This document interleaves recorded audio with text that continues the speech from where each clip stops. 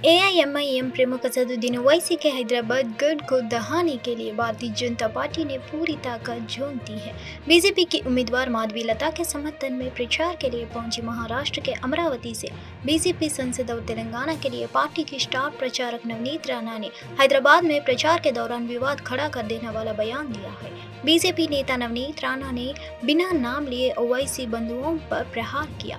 AIMIM विधायक अकबरुद्दीन ओवैसी के विवादित बयान का जिक्र करते नवनीत राणा ने कहा, छोटा कहता है कि पुलिस को 15 मिनट के लिए हटा दो तो हम दिखाएंगे क्या कर सकते हैं। छोटे को मेरा कहना है कि तुम्हें 15 मिनट लगेंगे मगर हमको सिर्फ 15 सेकंड लगेगा। 15 सेकंड के लिए पुलिस को हटाया तो छोटे और बड़े पता नहीं चलेगा कहां से आए और कहां चले गए। साल 2012 में अकबरुद्दीन ओवैसी ने भड़काऊ बयान दिया था। ओवैसी ने कहा था कि 15 मिनट पुलिस को हटा लो, हम बता देंगे कि किसमें कितना दम है। हालांकि इस मामले में कोर्ट ने उन्हें बरी कर दिया है। लोकसभा चुनाव 2024 के तहत दिल्ली में आगामी 25 मई को मतदान होना है। दिल्ली में इंडिया गठबंधन और बीजेपी के बीच सीधा मुकाबला है। इंडिया गठबंधन के तहत आम आदमी पार्टी ने 4 सीटों जबकि कांग्रेस ने 3 सीटों पर अपने उम्मीदवार उतारे हैं। 2019 में दिल्ली की सभी 7 सीटों पर बीजेपी ने बाजी मारी थी, लेकिन इस बार पहले की तुलना में मुकाबला बेहद दिलचस्प बताया जा रहा है। इसकी सबसे बड़ी इन तमाम सीटों पर मुस्लिम वोटर्स की संख्या को माना जा रहा है। राजनीति से जुड़े जानकार मान रहे हैं कि इस बार दिल्ली की तमाम सीटों पर मुस्लिम मतदाता गेम चेंजर साबित हो सकते हैं। ऐसे में जिस भी पार्टी के उम्मीदवार को मुस्लिम समुदाय का वोट ज्यादा मिला, उसकी जीतने की संभावना दूसरे की तुलना में थोड़ी ज्यादा जरूरी रहेगी। यह सीट वर्ष 2002 में गठित भारत के परिसीमन आयोग की सिफारिश के बाद वर्ष 2008 में अस्तित्व में आई। 2009 में इस सीट पर पहली बार लोकसभा चुनाव के लिए मतदान डाले गए। इस लोकसभा सीट से तहत सिलमपुर, ब्राडी, घोड़ा, सीमापुरी, गोकल, पबरपुर, करावल नगर, रोहतास नगर समेत कुल 10 विधानसभा क्षेत्र आते हैं। अगर बात मुस्लिम मतदाताओं की करें तो इस लोकसभा सीट के तहत दिल्ली के सबसे ज्यादा मुस्लिम मतदाता आते हैं। इस सीट पर मुस्लिम मतदाताओं का कुल प्रतिशत 20.7% है। लोकसभा चुनाव 2024 के मद्देनजर पश्चिम बंगाल पर सभी राजनीतिक दलों की नजर है। राज्य में कुल 42 सीटों हैं जिन पर बारी बारी से 7 चरण में चुनाव होने हैं। राज्य में मुख्य मुकाबला बसपा और तृणमूल कांग्रेस के बीच माना जा रहा है। पीएम मोदी भी बसपा को बढ़त दिलाने के लिए पश्चिम बंगाल में एक के बाद एक विभिन्न क्षेत्रों में रैलियां कर रहे हैं। इसी क्रम में 12 मई को उत्तर 24 परगना में पीएम मोदी की रैली होने वाली है। हालांकि पीएम मोदी के आने से पहले ही रैली वाले मैदान को जेसीबी से खुदवा दिया गया है। इस मामले को लेकर बसपा और तृणमूल कांग्रेस एक बार फिर से आमने सामने आ गई है। आइए जानते हैं इस पूरे विवाद के बारे में। बंगाल में सियासी जंग का अब नया रंग देखने को मिल रहा है। 12 मई को नॉर्थ 24 परगना में पीएम मोदी की रैली होनी है, लेकिन रैली वाले मैदान को ही खोद दिया गया है। बसपा ने आरोप लगाया है कि पीएम मोदी की रैली को रोकने के लिए बंगाल सरकार एक काम करवा रही है। मैदान में भैंसों घूम रही है, ट्रैक्टर चल रहे हैं और पूरे मैदान में बड़े बड़े गड्ढे कर दिए गए हैं। वहीं तृणमूल कांग्रेस ने सफाई दी है कि मैदान पर ब्यूटिफिकेशन का काम चल रहा है, क्योंकि ग्राउंड में 15 साल से कूड़ा कचरा जमा था और बच्चों को खेलने में दिक्कत हो रही थी, इसलिए मैदान को खूबसूरत बनाया जा रहा है। शिवसेना के नेता और महाराष्ट्र सरकार के पूर्व मंत्री आदित्य ठाकरे ने कहा कि भारतीय जनता पार्टी हार के करीब है और यह वजह है कि वह हिंदू मुसलमान कर रही है। स्वयं पित्रोदा के हालिया बयानों पर बोलते हुए उन्होंने कहा कि पित्रोदा ने कांग्रेस से इस्तीफा दे दिया है अब और उनका कांग्रेस से कोई लेना देना नहीं है। ठाकरे ने कहा, कौन बीजेपी की तरफ से बोल रहा है, कौन बसपा के एजेंट है, इन बातों पर ज्यादा ध्यान देने की जरूरत नहीं है। युवा नेता ने कहा कि आज बीजेपी देश का संविधान बदलना चाहती है, इसलिए संविधान की रक्षा के लिए हम सड़क पर उतरे हुए हैं। जनता हमें ही वोट देगी। बीजेपी पर निशाना साधते हुए आदित्य ठाकरे ने कहा, अगर बीजेपी जीती तो शायद यह खबरी आखिरी चुनाव हो सकती है। लोकतंत्र में हर किसी की आवाज होनी चाहिए, हर किसी को लड़ने का अधिकार होना चाहिए। नरेंद्र मोदी ने कहा था कि अच्छे दिन आने वाले हैं, सभी के खाते में 15 लाख रुपए आएंगे, हर किसी को घर बनेगा। 2022 तक सभी के सिर पर छत होगी। किसानों की इनकम 2 गुनी होने वाली थी, लेकिन अच्छे दिन आए नहीं। आज महंगाई कितना हो गई है, पेट्रोल डीजल के दाम 2014 में कितने थे और आज कितने हैं। बीजेपी वादे तो बहुत करती है, लेकिन अपने सभी वादों को तोड़ती है। भारत से तनावपूर्ण रिश्तों के बीच मालदीव के विदेश मंत्री आज यानी 9 मई को नई दिल्ली में रहेंगे। मालदीव से भारतीय सैनिकों की वापसी की डेडलाइन से एक दिन पहले विदेश मंत्री मूसा जमीर के भारत आने को दोनों देशों के मौजूद रिश्तों में एक नए मोड़ की तरह देखा जा रहा है। मूसा जमीर की भारत यात्रा से पहले मालदीव के पर्यटन मंत्री इब्राहिम फैसल भारतीय पर्यटकों से मालदीव आने की अपील कर चुके हैं। उन्होंने कहा कि भारत और मालदीव से रिश्तों का इतिहास रहा है। भारत ने पहले भी उनके देश की मदद की है और एक बार फिर दोनों देश मिलकर काम करना चाहते हैं। दरअसल इसी लाल लक्षद्वीप विवाद के बाद भारतीय पर्यटकों के बीच मालदीव बॉयकॉट का अभियान चला था और इसके बाद वहां जाने वाले भारतीयों की संख्या काफी घट गई है। जनवरी 2023 में मालदीव पहुंचने वाले पर्यटकों में भारतीय रूसियों के बाद दूसरे स्थान पर थे, लेकिन लक्षद्वीप विवाद के बाद जनवरी 2024 में भारतीय पर्यटकों की संख्या घटकर 5वें नंबर पर आ गई है। मालदीव की जीडीपी के पर्यटन की हिस्सेदारी 30% है, साथ ही उसकी 60% विदेशी मुद्रा पर्यटन उद्योग से ही आती है। लिहाजा भारतीय पर्यटकों को अपने यहां आने की उसकी अपील को उसकी गिरती अर्थव्यवस्था संभालने की कोशिश के तौर पर देखा जा रहा है। साथ ही मालदीव के विदेश मंत्री की इस यात्रा को भी भारत से रिश्ते सुधारने के संकेत के तौर पर देखा जा रहा है। इंडियन प्रीमियर लीग में बुधवार को सनराइजर्स हैदराबाद ने लखनऊ सुपर जॉयंट्स को 10 विकेट से हरा दिया है। लखनऊ में निकोलस पुरन और आयुष बडोनी ने 5वें विकेट के लिए 99 रन की पार्टनरशिप की। दूसरी ओर एसआरएच ने 166 रन का टारगेट महज 9.4 ओवर में हासिल कर लिया है। हैदराबाद से ट्रेविस हेड ने 16 बॉल में 50 लगाई। इस सीजन उन्होंने तीसरी बार 19 बॉल से कम में 50 लगाई है। वही लीग स्टेज के 57 के मैच में ही टूर्नामेंट के 1006 पर हो गए हैं। एसआरएच के ट्रेविस हेड ने लखनऊ के खिलाफ 16 बॉल पर 50 लगाई। यह हैदराबाद के लिए सबसे तेज 50 के रिकॉर्ड की बराबरी रही। इससे पहले हेड खुद अभिषेक शर्मा के साथ 16 से लेकर 16 बॉल में अर्धशतक लगा चुके हैं। ट्रेविस हेड ने आईपीएल में तीसरी बार 19 से कम गेंदों पर 50 लगाई। इससे पहले वह 2 बार 16 और एक बार 18 गेंद पर 50 लगा चुके हैं। हेड आईपीएल में 3 बार 19 से कम गेंदों पर 50 लगाने वाले एसआरएच के पहले ही प्लेयर बने।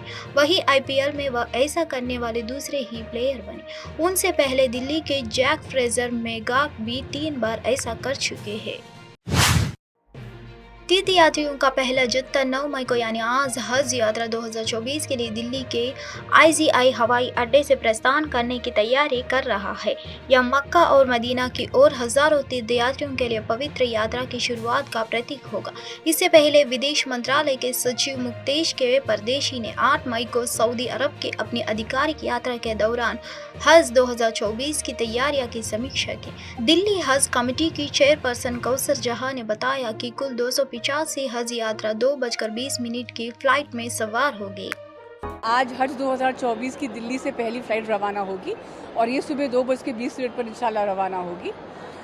जो भी हमारे आज़मीन हज दिल्ली से जा रहे हैं उनको मैं बहुत बहुत मुबारकबाद देना चाहती हूँ। और आज हमारे 285 हाजी इंशाल्लाह मदीना के लिए रवाना होंगे। जैसा कि आप जानते हैं माननीय प्रधानमंत्री मोदी जी की सरकार की जानिब से हमारे आज़मीन हज की सहूलियत के लिए लगातार हज सुविधाओं का विस्तार हो रहा है। कांग्रेस नेता मोहम्मद अजहरुद्दीन कहा कि 8 मई को लोकसभा चुनाव के चौथे चरण से पहले हैदराबाद में पार्टी नेता वेंगलराव नागर के रोड शो अतिमान में भाग लेने की बात की है। उन्होंने कहा कि हैदराबाद और सिकंदराबाद के सारा विकास कांग्रेस के शासन के कारण हो रहा है।